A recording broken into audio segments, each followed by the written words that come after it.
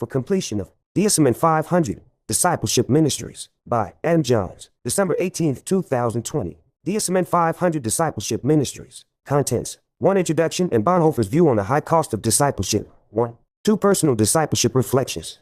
1. 3 key biblical passages and principles related to discipleship. 2. 4 best practices / plan for developing disciples.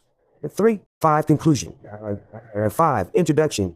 Summary of Bonhoeffer's cost of discipleship. Every time I read Bonhoeffer's writings, I am overwhelmed by the weight of his arguments and inspired to answer the call he gives. This book, The Cost of Discipleship, is an absolutely perfect way to conclude this course, as all who take it will be challenged to go to the next level in discipleship relationships by giving everything they have.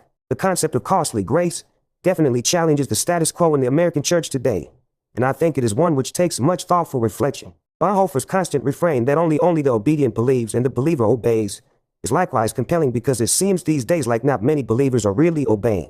1. Finally, Bonhoeffer's declaration that when Christ calls a man, he bids him come and die really resonates with me, and I hope it will with every disciple that reads those words. 2. An honest response to the call to discipleship in light of the cost of discipleship will cause any Christian to take serious action after careful preparation to walk out the mandate God has given us, in which Bonhoeffer not only eloquently reminds us to accept, but demonstrated with his own life he was willing to embrace the call and lay down his life in service to the one who called him. Personal discipleship reflections. This discipleship ministries course has really shaped my thinking in many areas of personal discipleship, but especially in the church, and what makes it healthy by outlining different stages through which a discipleship grows. In at least one of my papers, probably 2 of them, 1 Dietrich Bonhoeffer, The Cost of Discipleship, https pg 119.2 ibid pg 2. Lamented the experience I'm having and what I'm observing in my church out here in Okinawa due to the pandemic and a lack of clear strategy with respect to discipleship. The church that has a vibrant discipleship focus on groups and spiritual formation will be healthy enough to endure any pandemic. Perhaps this could have even been seen as an opportunity to focus on small group discipleship, but it does not seem like many made the most of that opportunity due to fear, uncertainty, and doubt. My local church does seem to have a grasp on the stages of discipleship from spiritually dead to newborn, child, youth, and parent, and the leadership focused on groups over a year ago, before the previous senior pastor retired. But lately it seems something else has become the focus, and I just do not see the intentional efforts to encourage discipleship in groups, which I think is largely due to the military affiliation of the church and how strict the military regulations and restrictions have been this year.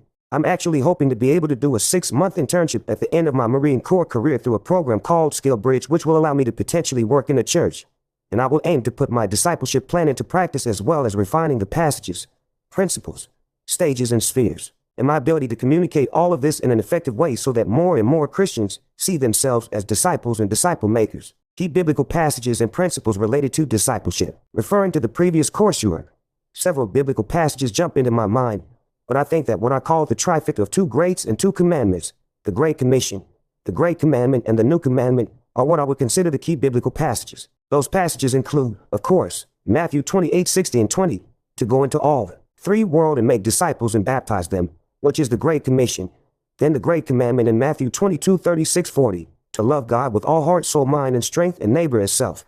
And the New Commandment passage, John 13:34-35, love one another as Jesus loved us. I also consider the 7 principles I put forth to be key, but in order to narrow it down from several to a few, the focus would be on the gospel bringing salvation, daily devotional life for purity and maturity, and 3rd, humility and relationships as being the key. For each of those principles, I would also tie other biblical passages to them in order to cement their importance. I believe that the gospel is best articulated in John 3:16, as well as the Romans roll from Paul's letter to the church in Rome, the following references: 3:23, 6:23, 5, 8, 9, and 10, 9:13. Also, a great verse for salvation is Ephesians 2:8-10. For daily devotions and maturity, the navigator's wheel I referenced in my discipleship plan, which included meditating on the word, as Joshua 1:8 states, praying using John 15:7 as the example, and I would include 2 verses in the Psalms for worship, which there are many, but 150, where the book ends, is a great place to start. Finally, my 2 favorite humility verses are James 4:6-7 and 1 Peter 5:6-7,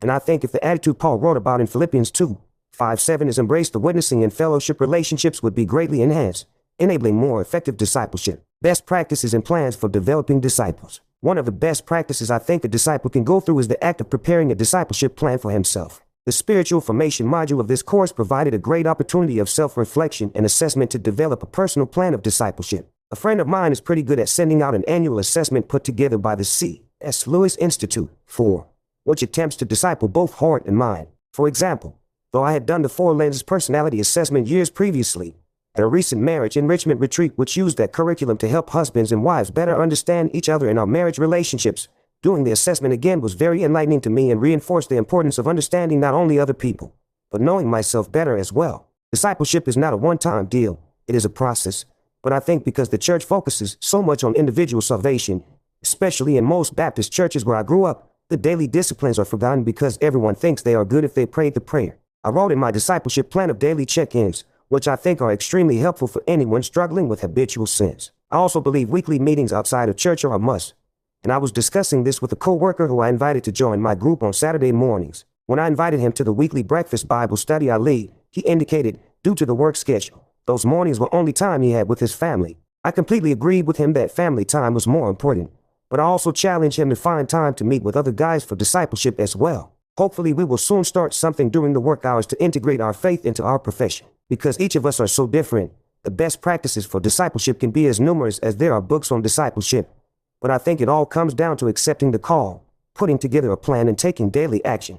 Years from now, the people who do those 3 things are going to look back with gratitude on the fruits of their labor as they look around and see the hardship they avoided because they were obedient to the call of discipleship. 5. Conclusion. Over the past 8 weeks, my mind, heart, and strength have been challenged and changed for good. This course outline, readings, assignments, and instructors' guidance has been clear and focused, as well as covering a broad topic quite comprehensively. From my personal spiritual formation to the keys to a healthy church with respect to its practice of discipleship, and everything in between, the way I know, understand, view, and will carry out discipleship for the rest of my life has been refined so that I can help refine others who will be disciples and disciple makers. Even in this final assignment, I see personal growth taking place, and I just know it must not stop at the conclusion of this course, but rather, I feel a powerful need to take daily actions which put myself in the center of God's will so that He will use me to multiply His disciples here on earth.